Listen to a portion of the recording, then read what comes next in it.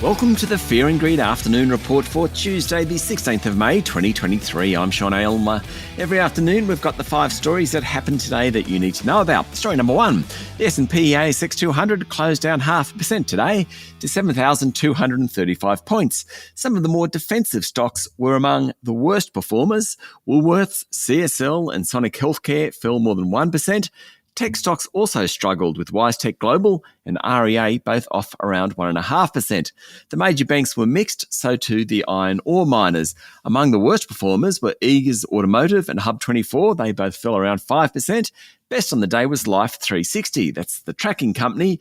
It jumped 12%, or at least its share price jumped 12%, following the release of its results that show a 34% rise in revenue and an increase in average revenue per paying customer. ASX listed but US-based buy now, pay later operator Sezzle reported its third straight quarter of profits, with a $1.7 million net profit for the March quarter, and luxury online fashion retailer Cettire more than doubled sales revenue during the March quarter. It also announced a 40% jump in customers that triggered a 3% rise in its share price. Story number 2, almost a year into the job, and Prime Minister Anthony Albanese is riding high in the opinion polls, with the latest Sydney Morning Herald Age Resolve strategic poll showing that 63% of voters think the government has done a good job and only 29% rate it poorly. It's the same in both marginal and non-marginal electorates, and 1/3 of coalition voters have given Labor a positive rating.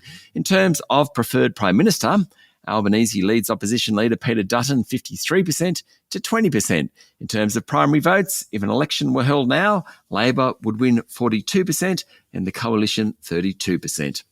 Story number 3, the Albanese government is offering more than 160,000 public sector workers a 10.5% pay rise over the next 3 years.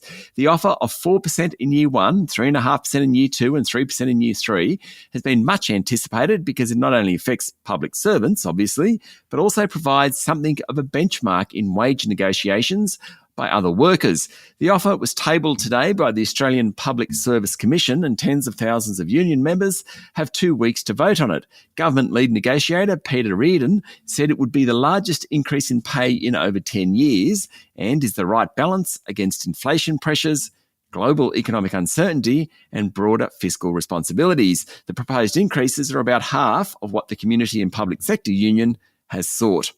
Story number 4, building materials group James Hardie's share price jumped 8% today after saying that volumes had fallen but price increases had bolstered the bottom line. Australia's largest building company and 27th largest listed company announced a 12% jump in net profit, which was a pretty good result given that over the past 7 months, it's cut its profit forecast 3 times. Chief Executive Aaron Erter said James Hardie aimed to increase its market share in the plasterboard and wall cladding sector. While volumes in the Australasian business fell 9% in the 12 months to the end of March, the group was able to push through price rises of 10%. Mr. Erter said demand remains unsettled and home buyers and renovators need a clear signal from central banks that rate rises are at an end before there's any rebound in demand. And story number 5, China's youth jobless rate has hit a record of 20.4%. 20.4%. The overall jobless rate is 5.2%, and the April youth figure is a new all-time high. And it could get worse, with 11.6 million students expected to graduate from universities and colleges this year. In total, around 734 million Chinese people were employed last year. Now, that's about 41 million fewer than before the pandemic. It was the standout figure in a raft of data from the world's second largest economy today. The good news from the stats is that retail sales in April grew 18%, but the investment outlook is disappointing.